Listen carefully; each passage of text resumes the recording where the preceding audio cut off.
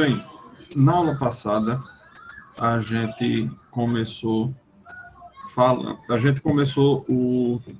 a questão dos segmentos fonéticos consonantais.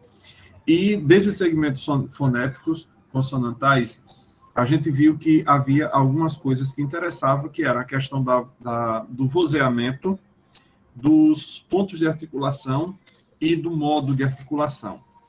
Na aula passada, a gente viu a questão do vozeamento. Essa era, vamos dizer, em certo sentido, era mais simples, porque as consoantes ou são vozeadas ou são desvozeadas. Quer dizer, ou a gente usa as cordas vocais para produzi-las ou não usamos. Então, isso é simples de perceber. Em certo sentido, é simples de perceber, porque basta, se você tiver em dúvida se uma consoante é sonora ou surda, ou vozeada ou desvozeada, como também... Porque esses dois nomes são utilizados. Vozeada ou sonora, desvozeada ou surda. Os dois nomes são, digamos, empregados, portanto. Então, vimos isso. Depois, a gente viu sobre o ponto de articulação. O que é o ponto de articulação? São os elementos ativos e passivos que entram em cena, que entram em jogo na produção das consoantes. Então, vimos que havia um grupo de consoantes chamados bilabiais. Não vou entrar nos detalhes, porque eu já fiz isso na aula passada. Bilabiais, as dentais ou labiodentais, as lábios dentais, aí as dentais, que a língua topa na ponta dos incisivos. Aqui no Brasil, no entanto, existe uma confusão muito grande entre dentais e alveolares, não é muito clara a diferença entre elas. As alveolopalatais, as palatais, as velares e as uvulares, e também tem as glotais. Pronto. Isso era sobre o ponto de articulação. Priscila, você abriu a fila aí. Diga o que é aqui. Boa noite, professor, e a todos. Eu fiquei com a dúvida, eu não sei se tem muito a ver, mas de repente surgiu essa dúvida, que dependendo do dialeto ou da região, pode haver um desgaste no aparelho fonador superior em relação ao palato mole, a úvula e as pregas vocais, dependendo do lugar. Por exemplo, quando um carioca fala rato, eu estava falando e tipo, ficou ardendo minha garganta, algumas pronúncias que eu fui tentando falar. Será que há um desgaste maior do que, por exemplo, o nordestino falando? Olha, eu não teria... Isso aí talvez um fonoaudiólogo conseguisse dar uma explicação para você mais técnica. Mas eu vou dizer uma coisa de alguém que já participou de coro.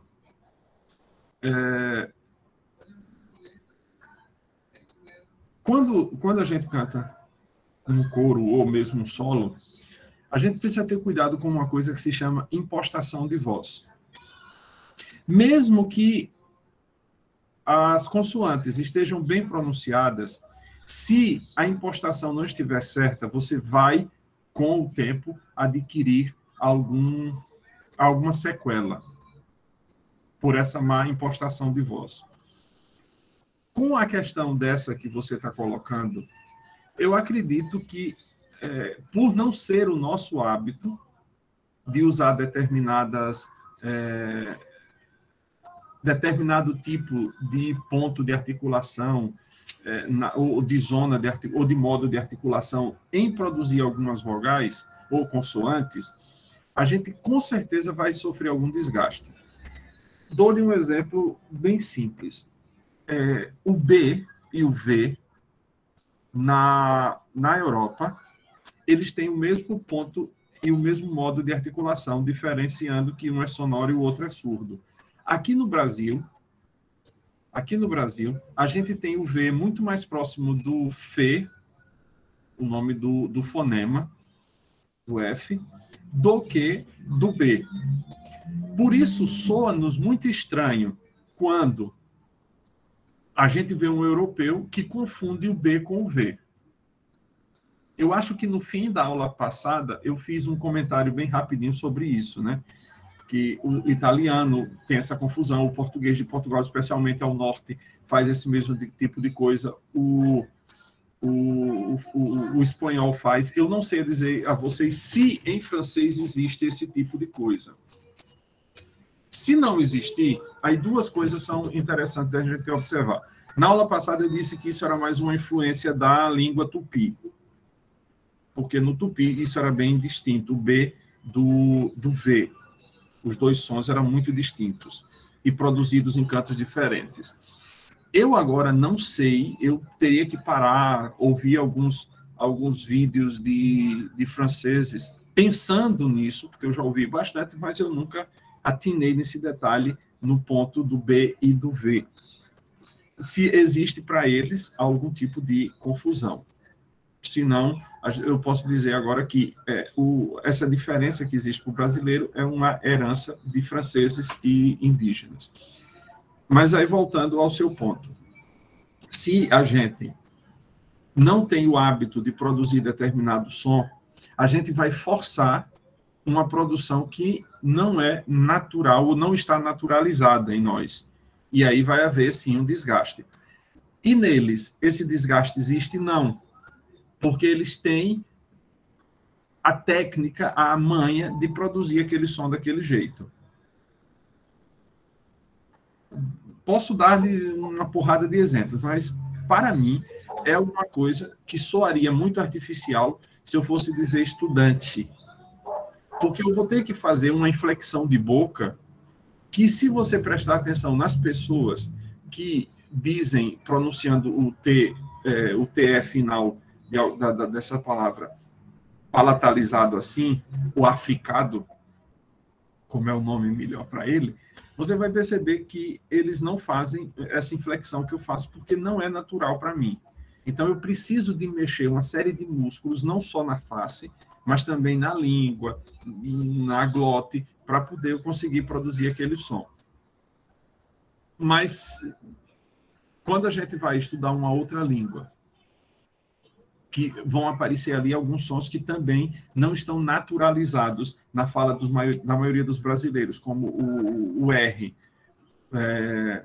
o R dobrado, vamos pensar assim, em espanhol, italiano, que a gente pronuncia doce, enquanto para eles é vibrante, bem duro. Então, você tem, por exemplo, a gente diz carro, como se fosse uma aspiração, ao passo que os espanhóis dizem carro, com a língua vibrando. E os italianos, uma coisa muito perto disso. A gente, para produzir isso, tem que estar muito atento e fazer essa vibração. Do mesmo jeito que vai pronunciar o R do francês, a gente tem que prestar muita atenção para ver como é que eles produzem aquele tipo de R. E aí tentar imitar. Até que isso chegue a uma certa naturalidade. Aprende-se esse jeito de produzir essas letras que você disse que quando estava esses fones que você estava tentando pronunciar e sentiu um incômodo, você precisa começar a prestar atenção, a tentar, sabe aquele exemplo que eu dei de a gente tentar olhar para a gente mesmo na hora que a gente está produzindo um som, tentar perceber. Eu até propus na semana passada um exercício que era, talvez alguns aqui tenham achado estranho, que foi de fazer uma meditação ativa sobre isso, tentar ver como o seu corpo trabalha quando está produzindo determinado tipo de som. Quando eu digo corpo, obviamente você pensa da cabeça para cima, que é o que nos interessa mais, porque, grossolanamente, a corrente de ar não vai influenciar muito nisso, né? Mas tentar fechar os olhos e imaginar os músculos que estão envolvidos, como a língua está se portando, como os dentes, os movimentos que a língua está fazendo. Se você consegue imaginar isso com alguma facilidade, depois de algum certo tempo, você, ouvindo a outra pessoa, você consegue fazer o exercício de colocar-se no lugar dele e tentar imaginar como é que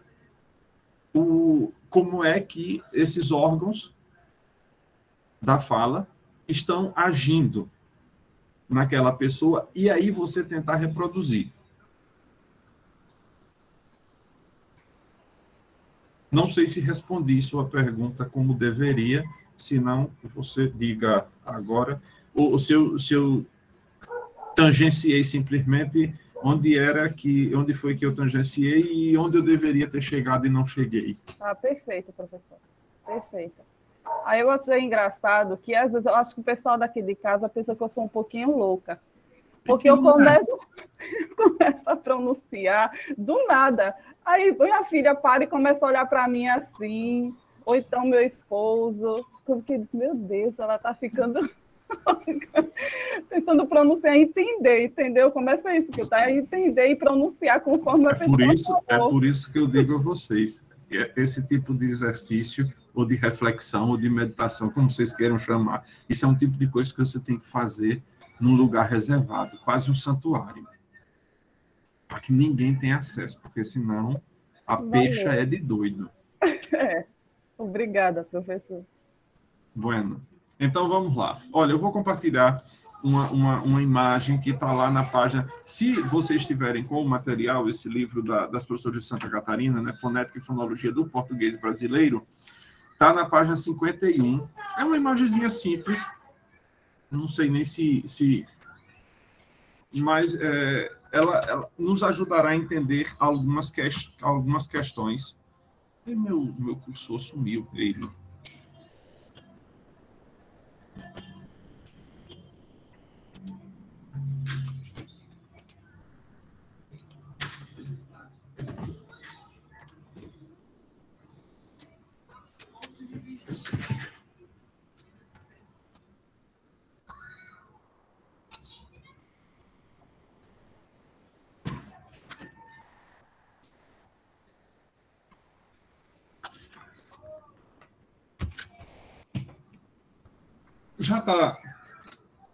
Já apareceu para vocês já.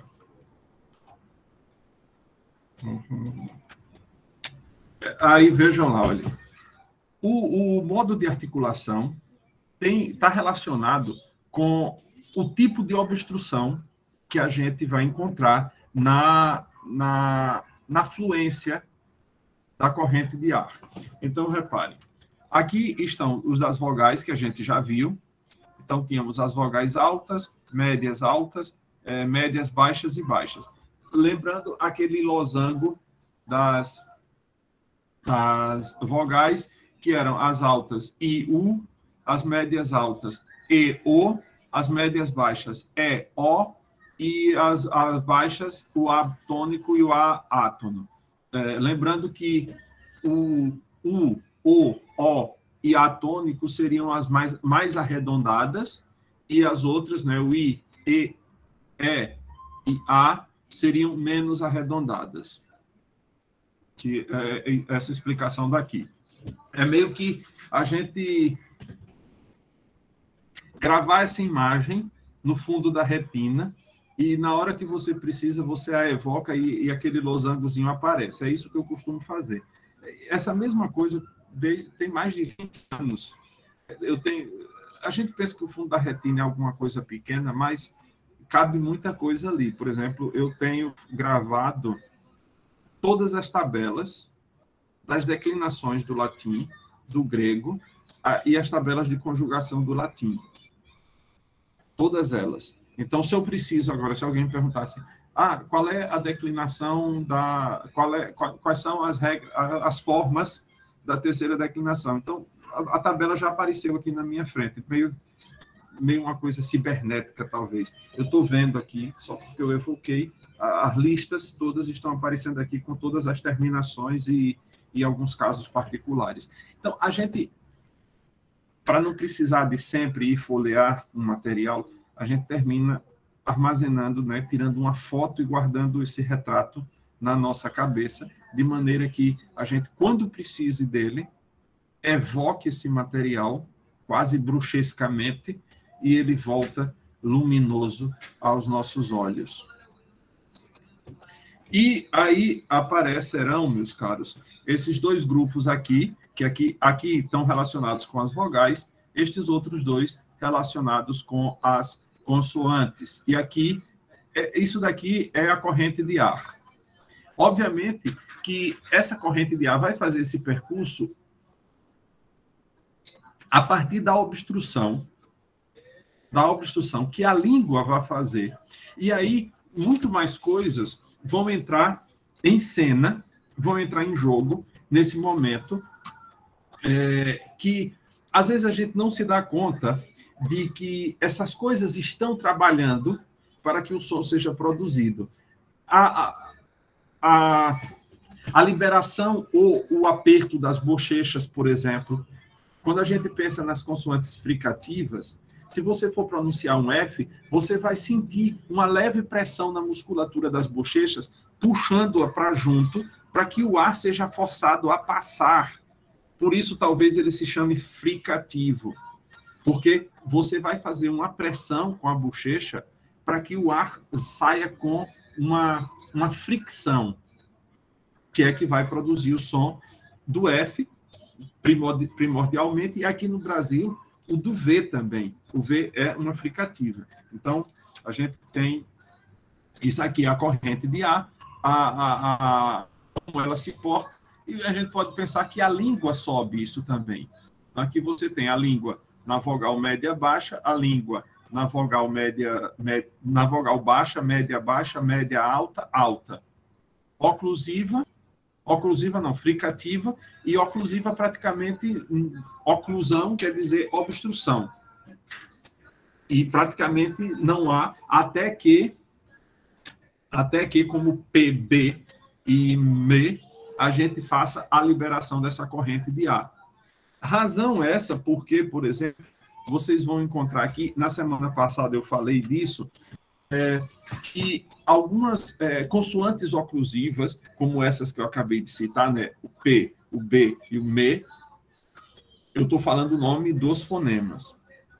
Eu lembro que quando eu era criança, até acho que a 5ª série, a gente não aprendia na escola o nome das letras. A gente aprendia o nome dos fonemas, porque era mais fácil para formar as familhinhas na alfabetização do que dizendo o nome das letras. Então, eu aprendi A, B, C, D, F, G, H, G, H, I, o J, não sei por que razão chamavam de G, e assim foi. Até a 5ª série, eu não sabia o nome das letras, eu sabia só o nome dos fonemas. E aí, na 5ª série, aprendi que tinha outro nome, além de Fê, também tinha um nome, vamos dizer, um nome apresentável, socialmente apresentável, que era F. Digo socialmente apresentável porque se eu fosse dizer Fê, ia ter aquelas gargalhadazinhas maldosas. Mas ainda hoje, se eu precisar de soletrar uma palavra, eu uso os fonemas e não o nome das letras. Se eu for soletrar navio, é Neaná, vi. Ó, Nea. Porque foi assim que eu aprendi. E eu percebo, brincando com meu filho, fazendo as atividades com ele, que quando eu uso o nome do fonema, ele associa muito mais rapidamente ao fonema e a vogal a formar o som dos dois juntos do que se eu disser o nome da letra. Então, se eu disser GA, ele sabe porque o nome dele começa com GA. Então, GA. Mas se eu disser FA, ele fica pensando qual é a coisa que vai juntar ali para dar o que? EFA, que é F. Se eu digo FA, ele FA, rapidamente sabe. Então, na semana passada eu falei que o P, o B e o M são consoantes que antigamente tinham um nome na gramática de explosivas. Explosivas porque a gente fechava, elas eram bilabiais, são bilabiais, e quando eu vou dizer, repare, bola, eu tenho que fazer a oclusão completa, a fim de que, quando eu libere os dois lábios, então, esses três sons possam se formar. Bola, mala, você vai pressionar, a bola fica mais frouxa, o M fica mais tensionado os lábios, mala, fica mais junto dos dentes, enquanto bola se afasta mais, e o pato.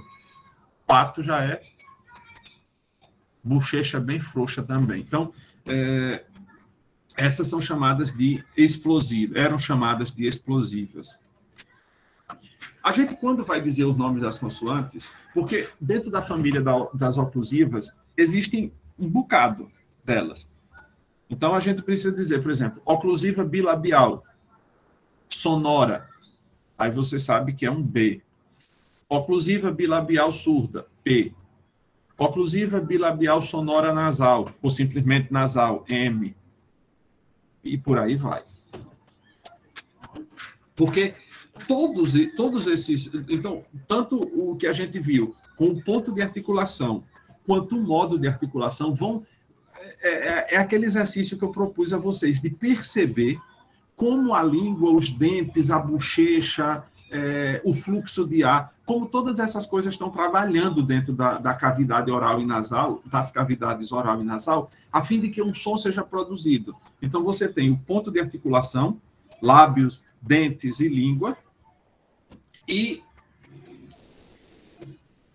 que nível de obstrução isso está produzindo. Aqui, nas oclusivas ou plosivas, é também um nome usado na fonética. Antes, o explosiva que eu falei era usada na gramática mesmo. Produz uma obstrução total e momentânea. Por que tem que ser momentânea? Isso é óbvio, mas às vezes as coisas óbvias precisam também ser ditas sob pena de a gente não se dar conta disso. Por que tem que ser momentânea?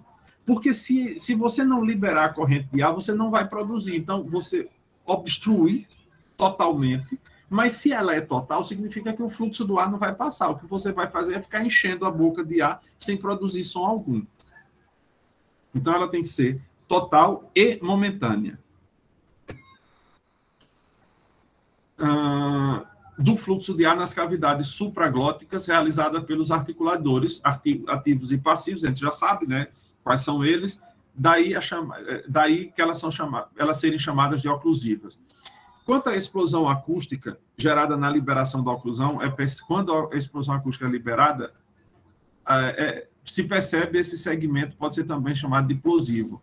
O véu do palato encontra-se levantado, sendo o fluxo de ar encaminhado apenas para a cavidade oral. Aí você tem aqui os exemplos. Paga, data, acaba. O P é emitido com obstrução total nos lábios, porque elas são bilabiais. Já quando a gente vai para as dentais, data, DT, você repara que acontece obstrução total também, só que não mais com esses dois articuladores, o lábio superior e o lábio inferior, senão com os dentes superiores e a língua, data, ou o alvéolo, se vocês preferirem. Eu digo o dente porque eu pronuncio dental, mas eu sei que muita gente pronuncia isso alveolar. Então, quando eu disser dente, falando do T e do D, por favor, entendam, prestem atenção se vocês os pronunciam como sendo dentais ou alveolares. E aí vocês já façam essa autocorreção, por favor. Então, quando a gente pronuncia, seja dental que alveolar, a língua, quando toca nos dentes ou no alvéolo, impede a corrente de ar também de sair. E quando finalmente é liberado, aí o som da consoante, obviamente junto com a vogal, porque lembre-se que a palavra consoante é uma palavra de origem latina, consonans, que significa aquilo que produz som junto com outro. A consoante sozinha, ela não é nenhum tipo de som. Ela é um ruído. Ela só é um som quando está junto com a vogal. A vogal é o sonans. Sonans, aquela que soa por si só. A consoante é aquela que só soa, só produz som junto com outra. É por isso que a gente não tem os nomes. Mesmo quando a gente diz o nome do fonema, a gente precisa do apoio da vogal. Eu digo P, B, não é só P, B, B. Porque fica um ruído, simplesmente.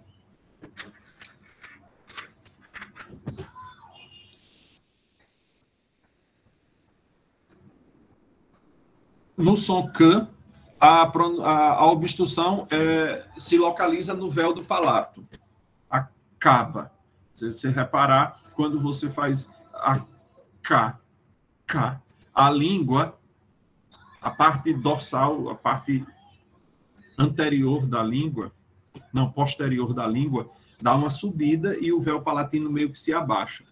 O velo, que é a parte chamada de palato mole, né? Aquela parte lá de trás onde tem a úvula, meio que se abaixa e a gente pode reparar que vai sentir alguma coisinha no nariz, porque há um abaixamento do velo.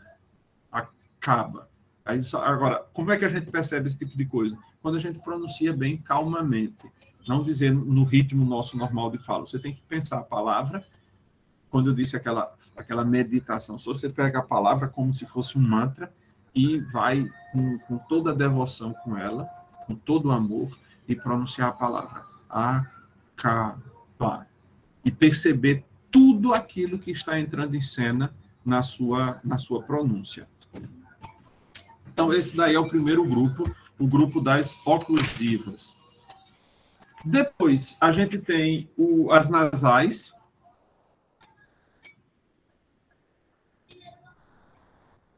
O que é que acontece com as consoantes nasais? Aqui, vejam, aqui está o exemplo das bilabiais. Os dois lábios tocados, as cordas vocálicas não vibrando, as cordas vocais vibrando. Aqui são as surdas e aqui as sonoras. Aqui são as cordas vocálicas. E vejam, obstrução total do fluxo pelo nariz.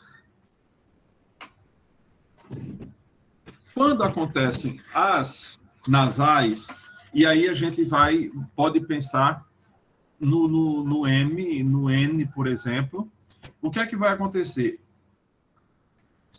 A corrente de ar vai passar vibrando ou não vibrando e vai ser dividida. Parte dela sai pela cavidade nasal, outra parte vai pela cavidade oral. A da cavidade nasal não vai definir a consoante. Quem vai definir a consoante é o fluxo do ar que sai pela cavidade oral. Por quê? Veja, quando você diz a consoante me, você pode notar que a sua língua, a parte do central dela, está um pouquinho levantada, mas o que vai entrar em jogo aí são os dois lábios, efetivamente, que vão estar encontrados. Ao passo que, quando você vai pronunciar a consoante ne, a sua língua vai tocar nos dentes ou nos alvéolos. Navio. Ou tocando nos alvéolos. Eu não vou pronunciar porque, como não tenho hábito, eu acho um som horroroso da forma como eu pronuncio o alveolar. Então, mas é parecido no fim da história. Você não consegue distinguir no primeiro momento, a não ser que você preste muita atenção que uma pessoa produziu nasal, dental ou alveolar, essas consoantes. Mas quase todas as dentais têm esse problema no português brasileiro. Não só. Para a gente é que... Como eu disse, eu só sei de duas línguas. Eu só sei de duas línguas em que uma consoante... vamos dizer, o mesmo tipo de consoante, ela pode ser alveolar ou dental, e isso muda a consoante. Eu sei que isso acontece em árabe e sei que isso acontece em hebraico. Que você tem um S, por exemplo, alveolar e um S mais dental. E eles fazem palavras distintas. E também tem o S africado ou palatal. Então, são 3 tipos de S. Nessas duas línguas, eu sei que há essa diferença. Existem outras línguas em que isso existe, certamente. Provavelmente no polonês deve ter, porque a quantidade de fonemas que são produzidos pelos poloneses é uma coisa absurda. O russo provavelmente deva ter, mas aí eu não tenho como dizer se há ou não, porque eu não conheço. Eu não conheço com alguma profundidade, nem mínima, com uma mínima profundidade necessária, os sons dessas línguas, para dizer se eles são, que tipo de som é. Porque nessas outras que eu falei, eu vou, estudo, leio autores antigos para saber o que é que faz para produzir aquele tal som, e aí é que eu vou estabelecendo essas diferenciações. Então, aqui tem a palavra banho, né? Aqui, o banho, eu acho que é esse som aqui, deixa eu ver. Não, alveolar sonora N. Mas aqui está muito alto isso aqui para ser alveolar. Isso aqui está mais para ser esse daqui, ó, banho. A língua topa aqui no palato, quase. Se fosse alveolar, esse desenho, é porque eu tô olhando o desenho, né? Era para essa língua estar nessa direção aqui, e não nessa daqui. Essa daqui está produzindo mais esse daqui do que esse que ela está dizendo aqui. Aí a gente tem as fricativas, então veja, a gente já passou pelas oclusivas, obstrução total. Nas oclusivas a gente tem as bilabiais e as dentais, ou alveolares. Eu vejo as nasais pensando que o M é bilabial e o N é dental, certo? Então, para mim, elas se encaixam lá e tem, além disso, a característica de ser nasal. Daí a gente tem as fricativas, produzida com um estreitamento do canal bucal. O que é esse estreitamento? Aquela que eu disse para vocês, de a bochecha se contrair para que essa oclusão seja também usando outros articuladores que não apareceram lá na primeira vez que a gente falou, né? Realizada pelos articuladores para que a passagem do fluxo de ar nas cavidades supraglóticas gere um ruído de fricção, por isso chama-se fricativa. O véu do palato encontra-se levantado e o fluxo do ar é encaminhado apenas para a cavidade oral. Aí você tem fava, saca, azar, chato, jato. Todas essas aqui são fricativas.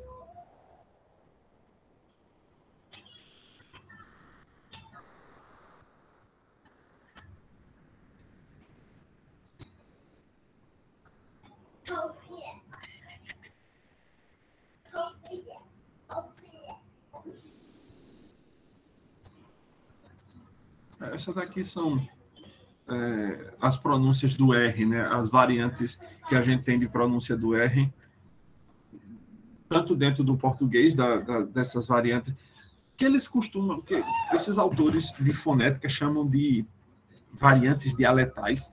Eu não gosto, não, porque não são dialetos de verdade. São variantes da mesma língua, variantes de pronúncia dentro da mesma língua. Não tem uma gramática especial para o dialeto nordestino. Quando você vai, por exemplo, nos lugares onde efetivamente existe dialeto, você tem uma língua completamente diferente da língua oficial. Então, quando você chega na Espanha, você tem o espanhol, que é a língua oficial. O espanhol deriva do castelhano, a língua de Castela. Só que você tem o basco, que tem uma gramática totalmente diversa de qualquer língua do Ocidente. Você vai ter o... eu falei do castelhano. O outro... É uma que eu acho a mais bonita da Espanha, mas não me fugiu agora o nome. Mas são línguas diferentes, têm regras gramaticais próprias. Isso não acontece aqui no Brasil. Eu não concordo, eu não sou do parecer que se possam chamar de dialetos, mesmo variantes dialetais. Não, são variantes linguísticas. Diga aí, Priscila. Ô, professor, que pronúncia é esse R, que é tipo um E de cabeça para baixo, um L, um E de cabeça para baixo? Corda. Esse corda, como é esse R pronunciado? Eu acho que esse daí deve ser aquele R do interior paulista. Corda. O retroflexo que eles chamam. Eu acho, eu não tenho muita certeza disso não, viu? E agora esses dois Hs? Eu fiquei com dúvida. É só aspiração, é o R que a gente diz aqui no Nordeste, corda. Então esse os dois daqui é a mesma coisa? Não, esse é corda e esse é corda. O H com Só muda a intensidade da aspiração. O último é mais forte. Esse daqui... Eita, eu estou apontando no canto errado. Esse daqui é mais forte, é corda. E esse é corda. Esse daqui é corda. Corda. Esse é corda. Um pouquinho mais fraco. E esse é o corda. Corda. Tá massa, professor. Obrigada. Esse daqui eu não sei qual é, não. Esse é um R estranho, porque esses dois, na verdade, são estranhos, porque eles são uvulares. Eu não consigo pronunciá-los. Eu acho que esse R aqui é o R que eu escuto na fala dos franceses e na fala aqui no Brasil eu escuto algumas pessoas pronunciando assim, especialmente Cláudia Raia pronuncia esse R, que eu acho que é esse daqui. Eu não sei como é o nome dele.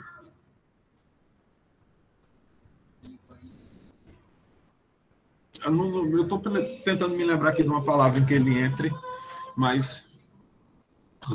Paris. Mas não é o vular, porque ele se pronuncia bem mais na frente. O vular ele tem que ser bem mais no fundo. Eu não consigo pronunciá-lo. Eu tenho uma dificuldade muito grande com esses sons que vão mais para baixo na garganta. Aí eu nunca os pronuncio bem. E também já me acostumei que não os pronuncio. Então nem me assusto mais.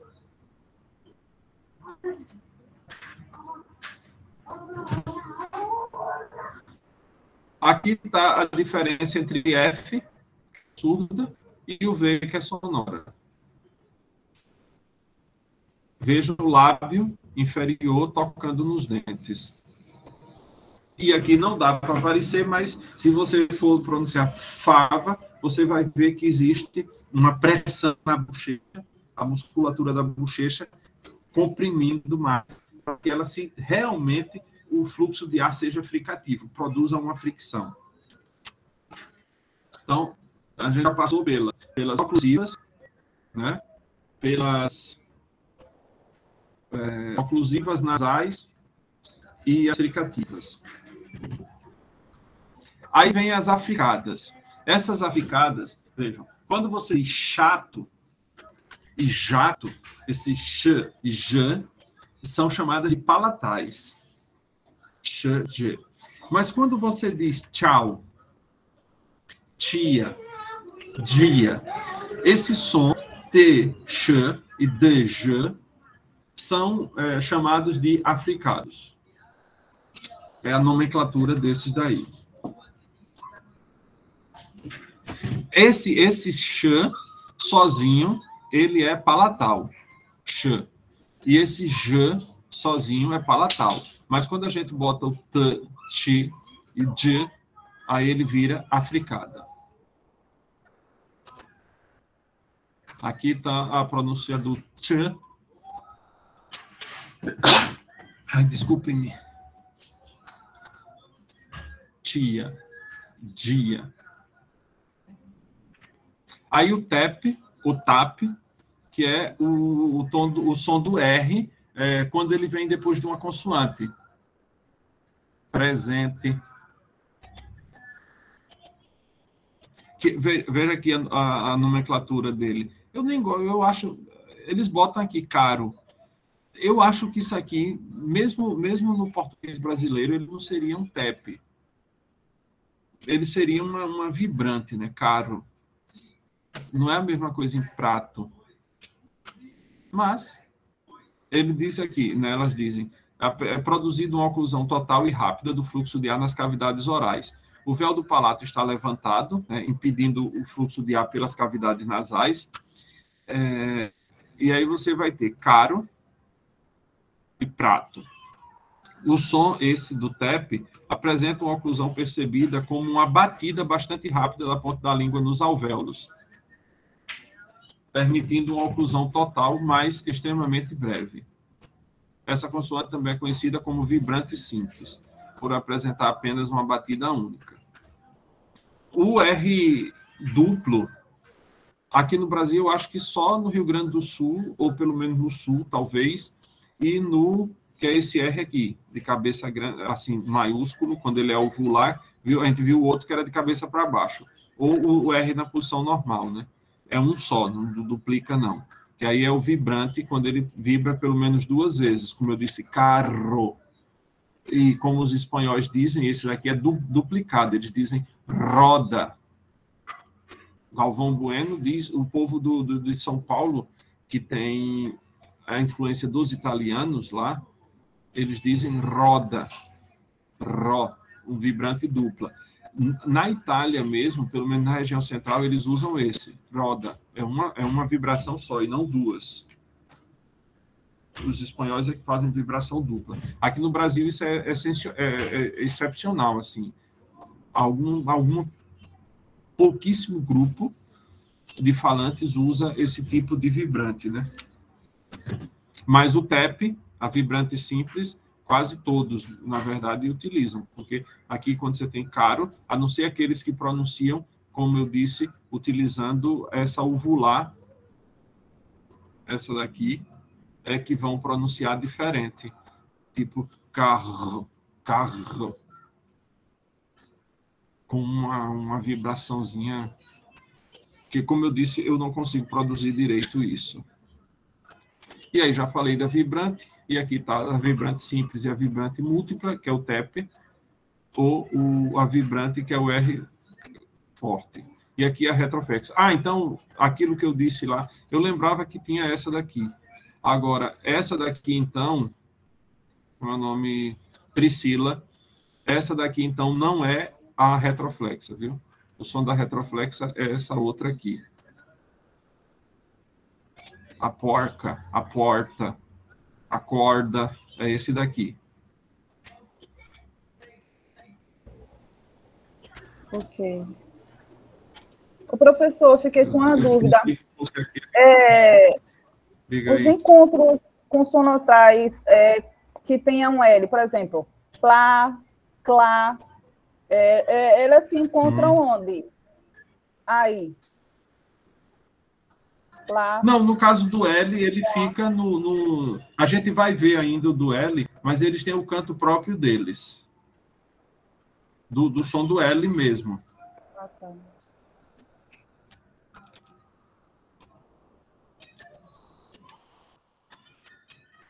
Deixa eu ver aqui se eu acho a pronúncia dessa criança aí, viu?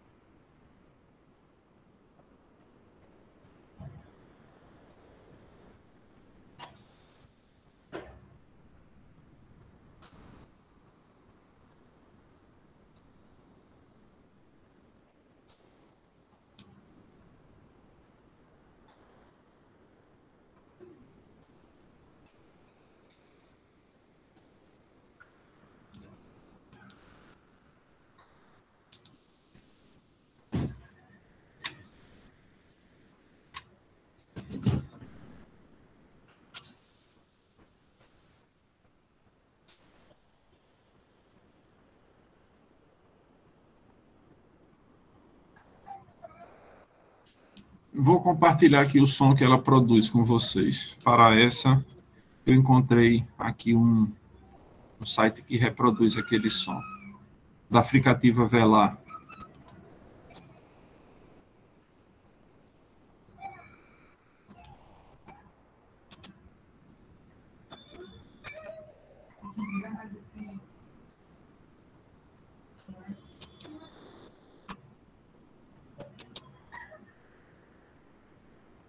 Já tá, né? Vocês prestem atenção aí no som. Ra, ará. Ra, ará. Ra, ará.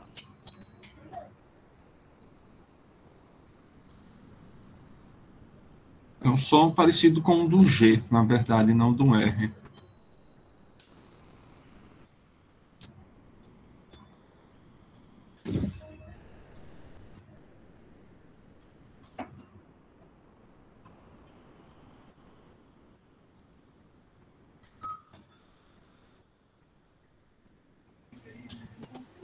É difícil pronunciar ele. Essas uvulares e essas velares estranhas assim, mas que ela é uma fricativa, né? Ela tem que sofrer já, ó. Tem que ter a fricção para não confundir com o de gelo, né? Não é a mesma coisa, não.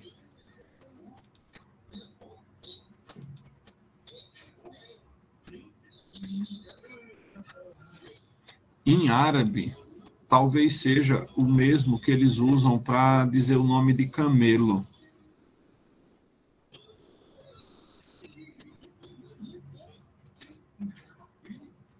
Que é Gimal. Gimal. Não é o mesmo som do G, não. Do G de gelo. É uma outra consoante que eu acho que é esse som velar aí. Que só no Egito eles não pronunciam, eles dizem Gimal.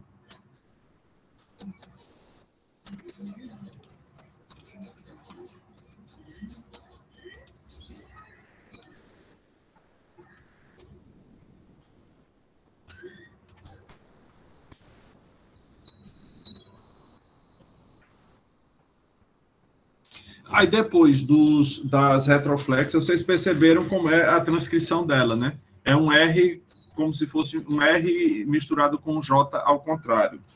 Deixa eu compartilhar a tela de novo com vocês. E aí vem as chamadas aproximantes.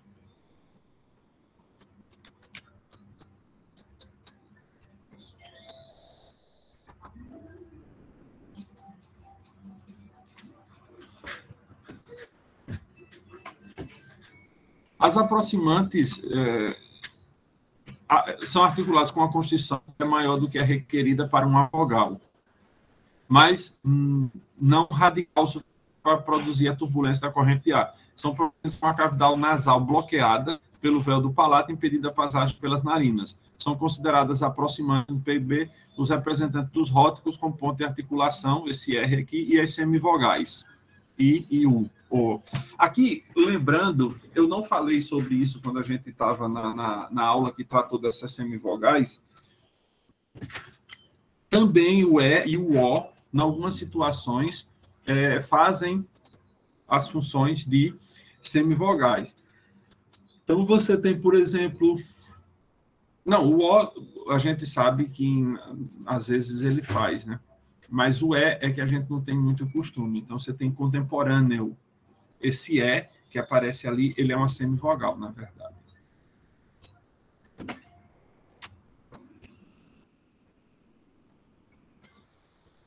Como elas são meio vogais e meio consoantes, normalmente elas são também vozeadas, porque semi quer dizer metade. Semivogal é como se você tivesse uma esfera, um círculo, não precisa nem ser uma esfera, você tem metade dele é uma vogal, a outra metade é o quê? Uma consoante. Em italiano, essa nomenclatura semivogal não existe. O que a gente chama de semivogal, eles chamam de semiconsoante. Que é tanto, por exemplo, o J, em italiano, esse som do J que a gente tem, ele não existe em italiano. Então, quando eles veem escrito um J, eles pronunciam um I. Deixa eu me ver. Embora seja pouquíssimo comum. Mas no italiano antigo, se vocês pegam a edição da Divina Comédia, vocês vão ver que na posição que deveria ter, por exemplo, sei lá, como indústria, nesse I de tria, está escrito um J. O I final, quando a palavra terminava em um I e um O, que fazia o plural I. Esse segundo I era um J. Mas no italiano antigo, hoje eles botam 2 Is ou um I só. Aí chegou no L, a chamada consoante lateral. É produzida com a oclusão central, deixando o A escapar pelas laterais do trato oral. O véu do palato encontra-se levantado e o fluxo do ar passa apenas pela cavidade oral. Nas palavras lata, sal, telha, essa daqui, que é a palatal.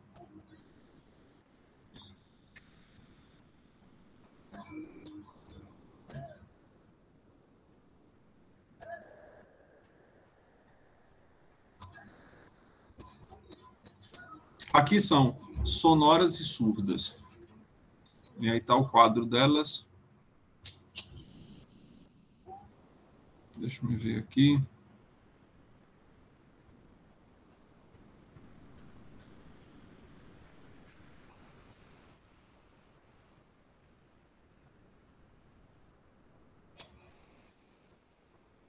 Bom, isso aqui são só exemplos. Aqui tem outros símbolos que são utilizados, mas é muito estranho. É melhor utilizar esses do alfabeto fonético internacional do que esses. Esses aqui, existem alguns que utilizam esse daqui, esse S com essa bráquia, ou Z, para dizer J, que eu, na verdade, acho que eles pegam das línguas eslavas, porque eu sei que em tcheco tem esse daqui, esse som, escrito assim mesmo. Em tcheco. E esse outro aqui também aparece em alguma língua eslava, mas não me lembro em qual. Esse daqui do tchê e esse daqui também. Então, às vezes é melhor utilizar esse daqui, que é mais simples, e esses aqui são pouco usados. Aqui aparecem umas propriedades articulatórias secundárias: labialização, palatalização, velarização e dentalização.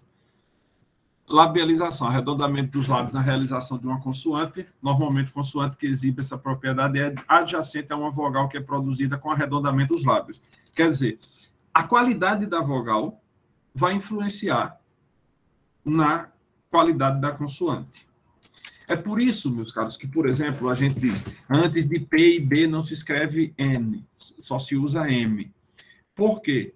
Porque como o P e o B são bilabiais, o M também é bilabial, por questão de comodidade, é melhor colocar uma bilabial também, porque você já fecha a boca para dizer o M e ela já está fechada para produzir o B ou o P. Pompa. Imagine se fosse um N, que você ia ter que produzir uma dental e depois ir para uma bilabial. Pompa. Aí era bem mais trabalhoso. A gente aqui no Brasil, como a gente tem o hábito de só nasalizar, sem muita preocupação, mas você ouvir um italiano ou um espanhol que diz a palavra estudante, diferente de como a gente faz só nasalizando, eles usam o nariz só para respirar mesmo, apesar deles chamarem essas consoantes de dentais, mas eu acho que o véu do palato dele está colado, impedindo que o fluxo de ar passe pela cavidade nasal. Mas eles dizem estudante. E o D é dental, o N é dental. E aí é bem mais simples você conseguir produzir uma dental depois de uma dental, uma bilabial depois de uma bilabial. Entenderam? Por isso que a gente tem essa regra. Antes de P e B, esse som da nasal, a gente usa um M. É só por uma questão de facilidade. Do mesmo jeito que isso influencia no tipo de uma consoante, influenciando na consoante que vem anterior, essa daqui, esse arredondamento vai acontecer influenciado pelas vogais arredondadas. O, U. O nasal, on. E aí você vai ter esse daqui, que eles botaram lá, né? Bolo.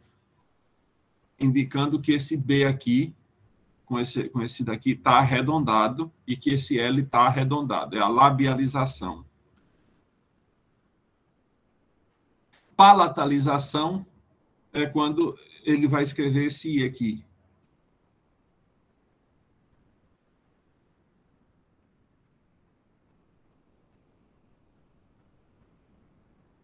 É o levantamento da língua em direção ao palato, que aí vai ser por conta veja, aqui você tem o K, que a língua vai lá para trás.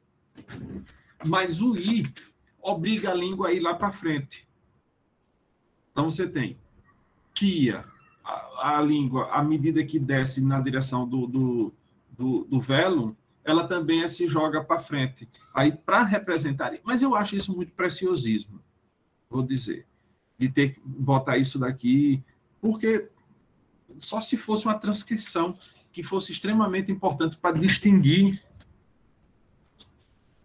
sei lá, entre duas pessoas que, numa gravação, você ouvir a gravação e fazer essa descrição extremamente minuciosa, cuidadosa, pormenorizada. Uma pessoa cometeu um crime, você tem a gravação telefônica dela, você fazer essa transcrição e fazer a pessoa ler um texto sem que ela saiba que está sendo usado para isso e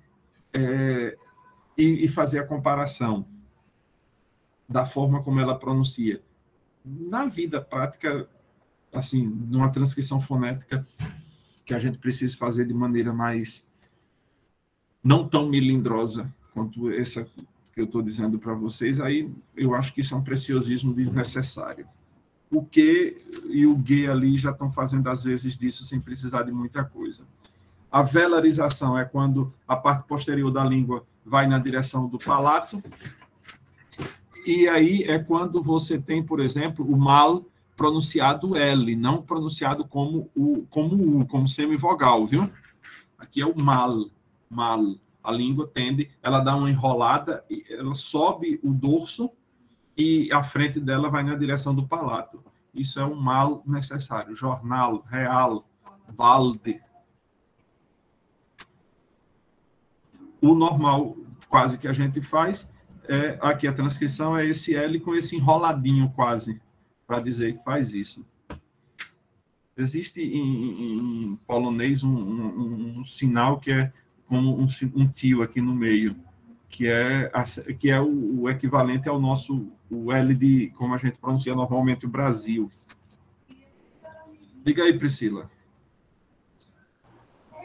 O nome Clotilde, Clo, ele não é dental, dentalização, não cabe a dentalização. Eu não sei onde ele se encaixa. Clotilde, Clo. Não, eu acho que não há influência, não.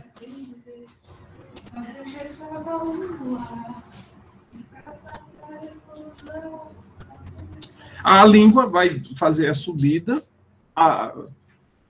vai ter o retorno, obviamente, por causa do C, né? De K, Clo. Mas é uma mudança bem mais simples. Ela se representa mesmo foneticamente por um K e um L. Porque a influência não é muito grande, não.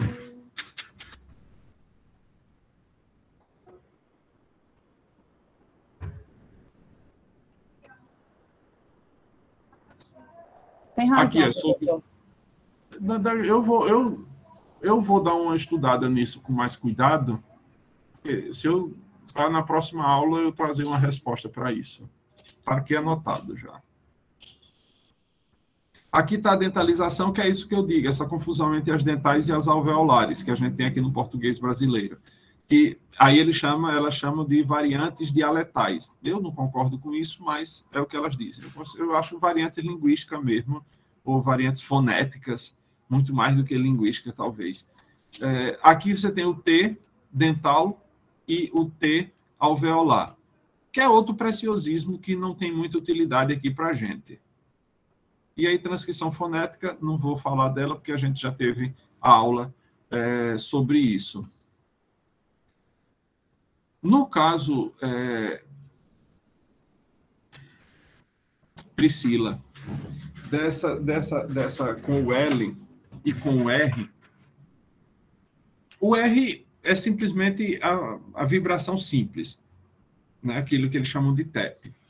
Na questão do L, quando a gente vai transcrever no português brasileiro, esse L que a gente ouve dizer mal, você vai colocar um W. Então, na verdade, assim como o M final dos verbos. Cantam. Você não vai botar um M, você vai colocar um W. O ideal seria que tivesse com o tio, a indicação de nasalização no cantam. Você ia ter K, A com tio, o apóstrofo antes do K, né, que é can, é a sílaba tônica, o T, o A com tio e o W com tio. Essa seria, digamos, o normal, porque tudo está nasalizado ali. No caso desse L, é simples, porque desse L e do M, desse M final aí, o que acontece é que ele vira uma semivogal. O L em fim de sílaba, aqui no Brasil, quase que majoritariamente, é pronunciado como se fosse semivogal, como se fosse também uma semivogal, portanto, transcrito como um W. Eu sigo alguns canais de gente de linguagem ou de estudo de linguística do português de Portugal, e eles lá estão com uma reclamação muito grande que os jovens portugueses, as crianças e os jovens portugueses, estão sendo influenciados pela maneira brasileira de pronunciar, que e estão deixando de lado o português, a forma de pronunciar o português europeu. Talvez não muito distante aconteça uma uniformização. Eu não gosto de uniformizações linguísticas, especialmente quando essas coisas vêm, quando esse nivelamento não acontece com o melhor que há. Também não me perguntem qual seria o melhor, porque eu seria tentado a dizer que é o português do sertão do Nordeste. Porque é o mais antigo, é a forma mais antiga do português que se preserva longe das corrupções da evolução. Aí eu também, por outro lado, estaria contrário ao que eu defendo, que a língua é um organismo vivo e dinâmico, e, portanto, sujeito a alterações. Eu espero não alterar a minha fala até quando eu morrer, e nem espero encontrar tanta mudança na fala até quando eu morrer. Depois que eu morrer, me enterre na cova funda. E aí a língua pode mudar à vontade. Mas eu acho problemático isso, porque dá espaço para uns pleitos muito estranhos na língua, que agora que está muito em moda, são esses benditos cancelamentos. Né? Ninguém que diga qualquer coisa contra o pensamento dominante desses democratas de um lado só, pode. Então, já cancelaram Monteiro Lobato, já estão querendo cancelar Machado de Assis. E quem mais vai cancelar? Daqui a pouco, quem vão ser as grandes obras da literatura que a gente vai ler? Eu, fortunadamente, já tenho aqui na minha estante as obras completas de Machado de Assis, e não vou correr o risco de não conseguir encontrar isso daqui a uns anos no mercado, porque, pelo que eu estou vendo, vai ser Monteiro Lobato, vão cancelar Monteiro Lobato porque tia Anastácia era a cozinheira lá do sítio e era negra. Na Inglaterra estão querendo cancelar o Shakespeare. Esses movimentos...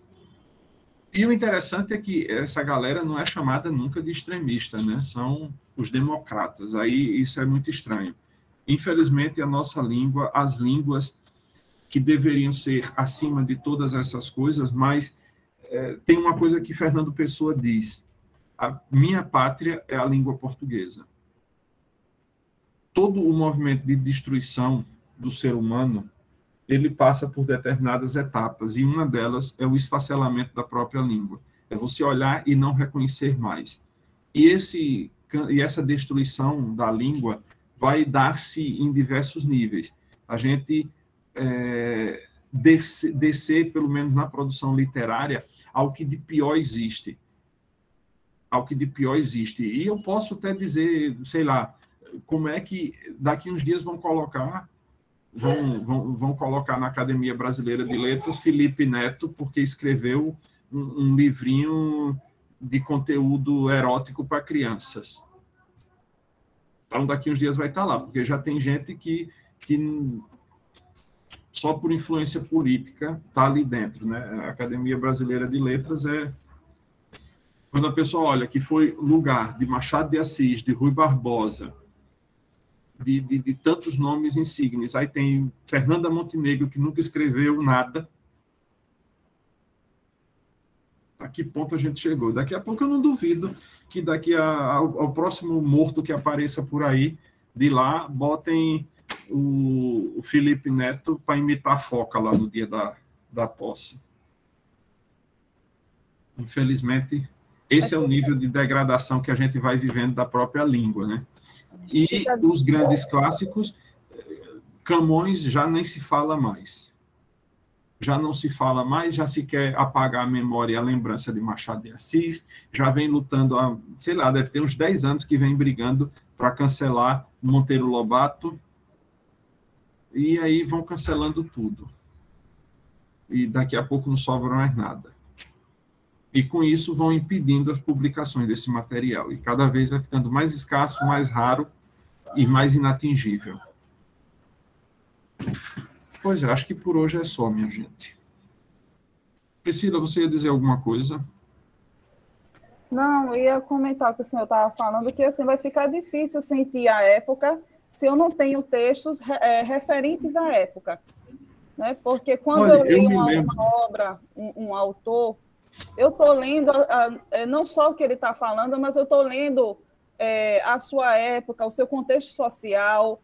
Enfim, eu sinto essa época quando eu leio. Então, se eu não tenho material para isso, então como é que fica? Fica uma subjetividade minha de como era a época, de como acontecia a coisa.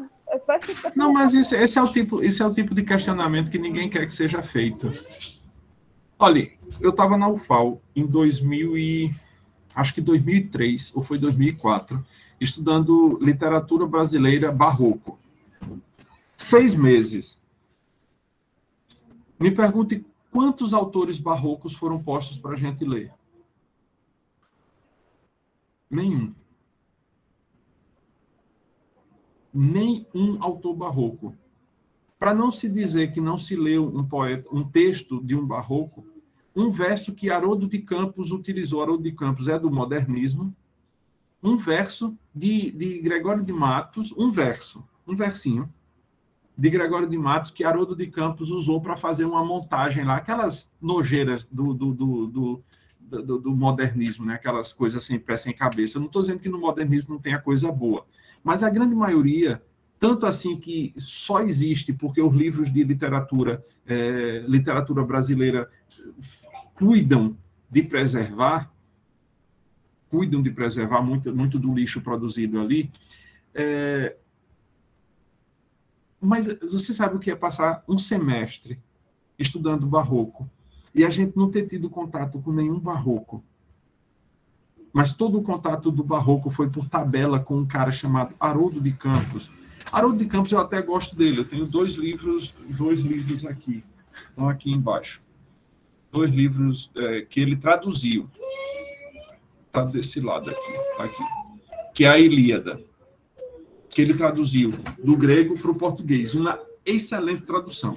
Eu não conheço a tradução de Nunes, eu não me lembro agora do nome, Carlos Alberto Nunes, eu não conheço. Eu tenho ouvido gente que sabe grego dizer que é uma tradução excelente, blá, blá. Eu conheço a da Eneida dele. Acho interessante, porque ele tenta aproximar, mas essa de Haroldo de Campos, da Ilíada, está muito bonita. Haroldo de Campos podia, na vida dele, nunca ter escrito uma poesia. E ele teria sido grande por isso aqui, pela tradução dele da Ilíada. Ele poderia ter feito só isso. Talvez fosse o melhor que ele tivesse feito para a língua portuguesa. Traduziu em verso assim, em verso, mas não verso rimado. Mas traduziu em verso, a leitura do texto português fica bem melodiosa. Você consegue ler, claro, não dá para ler na métrica grega, Quem vai tentar fazer isso é Carlos Alberto Nunes, que vai tentar reproduzir a métrica grega no português. Quer dizer, eu estou dizendo por hipótese, porque ele fez isso na Eneida, traduziu do latim e tentou reproduzir a métrica latina no português. Eu acredito que ele tenha tentado fazer a mesma coisa com o metro, que é a mesma coisa, na verdade. Os dois, tanto a Ilíada quanto a Eneida, são escritas em hexâmetros. Então, o que ele fez? Tentou reproduzir o hexâmetro do latim, embora com outra forma, porque o latim e o grego utilizavam 2 sílabas breves e uma longa. Não, eram 2 sílabas longas e uma breve. E uma sílaba longa e 2 breves. O que é que Carlos Alberto Nunes faz? Bota uma sílaba tônica e 2 átonas, uma tônica e 2 átonas, uma tônica e 2 átonas, para tentar reproduzir esse ritmo. Talvez seja por isso que dizem que a tradução dele é muito boa, mas eu gostei de Haroldo de Campos, mas não gostei das minhas aulas de barroco, em que ele foi o objeto principal das aulas e não era barroco.